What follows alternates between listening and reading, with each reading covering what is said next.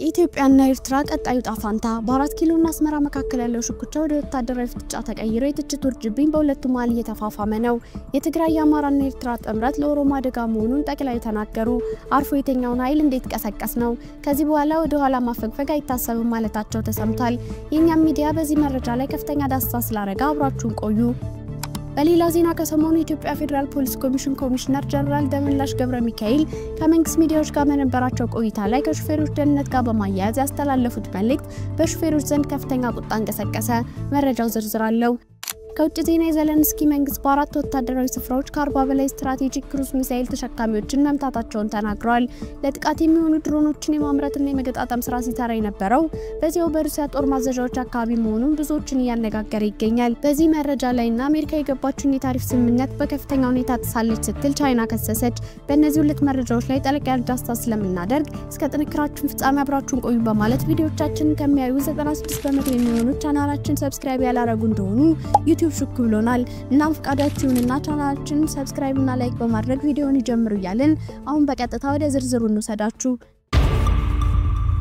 የኢትዮጵያና ኤርትራ ቀጣዩ ጣፋንታ ከጣላት ጦርነት ወደ መሳሪያ መወልወል ወታደራዊ ትዕይንት ያስከተለ ይበልጥ ነገሮችን የሚያከር ድርጊት በሁለቱ የምስራቅ አፍሪካ ሀገራት መሃል ሰሞኑን ሲጦፍ ሰንብቷል።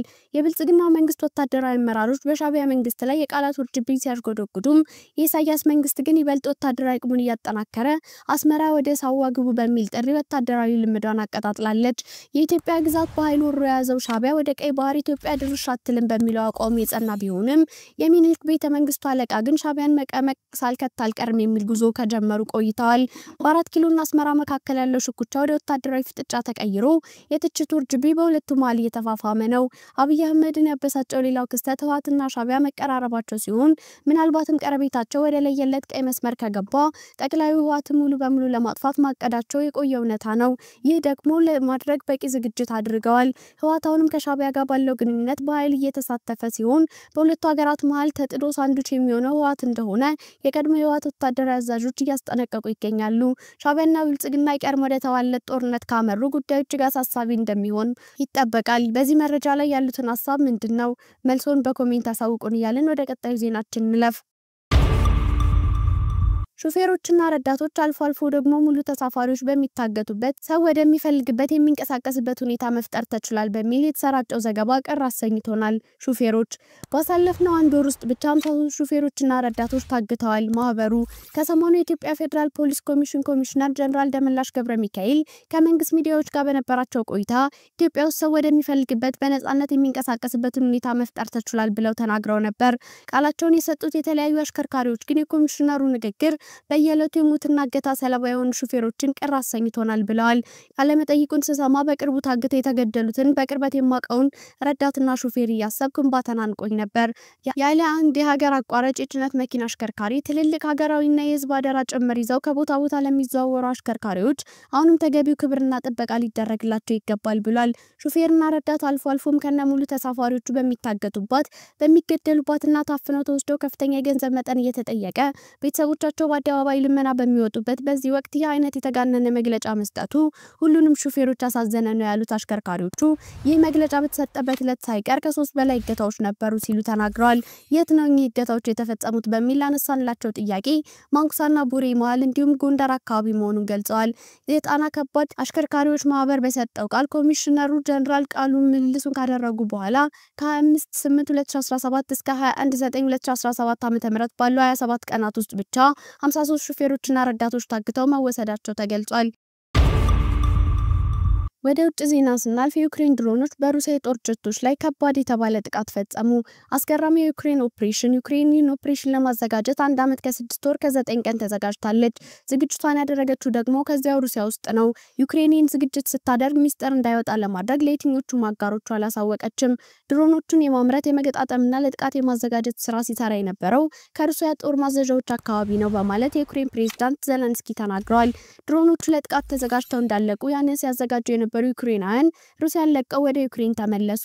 ከዚያም ድሮኖቹን የያዙ ኮንቴነር መኪናዎች ወደ 9 የሩሲያ ግዛቶች ተሰማሩ።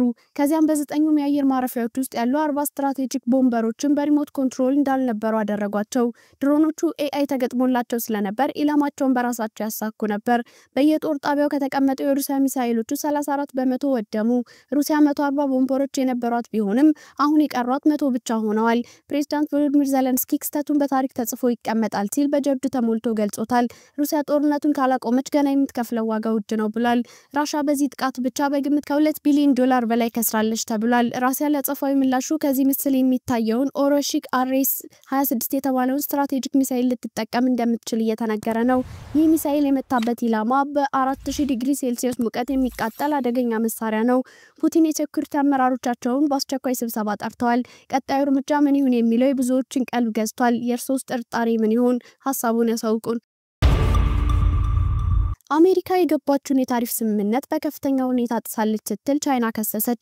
ቻይና አሜሪካ የገባችውን የንግድ ስምምነት በአደገኛ ሁኔታ መጣሷን አስታውቃ ጥቅሞቿን ለመከላከል ጠንክራ እርምጃ እንደምትወስድ አስታወቀች። የቻይና ንግድ ሚኒስቴር እንዳለው ዋሽንግተን ባለፈው ወር በጄኔቫ ሁለቱ ሀገራት ወደ ሀገራቸው በሚያስገቧቸው ምርቶች ላይ የጣሉት ታሪፍ ዝቅ ለማድረግ ከስምምነት ላይ ቢደርሱም አሜሪካ ግን ይህን ስምምነት በአደገኛ ሁኔታ ዝቅ የሚያደርግ እርምጃዎችን መውሰዷን አስታውቋል።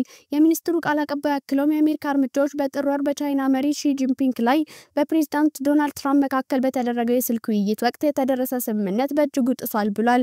የቻይና መንግስት አቋም የተሰማው ባለፈው አርብ ትራምፕ ቻይና ከኛ ጋር የገባችውን ስምምነት ሙሉ በሙሉ ጥሳለች ሲሉ ከተናገሩ በኋላ ነው። በወቅቱም የአሜሪካ ፕሬዝዳንት ዝርዝር መረጃ ያልሰጡ ቢሆንም የንግድ ተወካዩ ጄሚሴን ግሬር እንደተናገሩት ግን ቻይና በስምምነቱ መሰረት ከታሪፍ ውጭ የሆኑ ተግዳሮቶች እያነሳች እንዳልሆነ ተናግረዋል። ባለፈው ሳምንት ትራምፕ አሜሪካ በብረትና በአልሙኒየም ላይ የምትጥለውን ታሪፍ ከ25 በመቶ ወደ 50 በመቶ እንደምታሳድግ አስታውቋል። አርብ ዕለት በፒተርስበርግ ፔንሲልቫኒያ በተካሄደው የድጋፍ ሰልፍ ላይ ትራምፕ እንደተናገሩት እርምጃው በቻይና ላይ ያለውን ጥገኝነት በመቀነስ የአካባቢውን የብረታ ብረት ኢንዱስትሪና ብሔራዊ አቅርቦት ለማሳደግ ይረዳል ብለዋል። ውድ የዜና ላፍታ ቤተሰቦች የሰዓቱ መረጃዎቻችን ያዳመጣችሁትን ይመስል ነበር። ስለተከታተላችሁን ያመሰግናለን። ቻናላችንን ሰብስክራይብ በማድረግ ቤተሰብ እንድትሆኑ እየጋበዝን በዚሁ ተሰናበትን። ጤና ይስጥልን።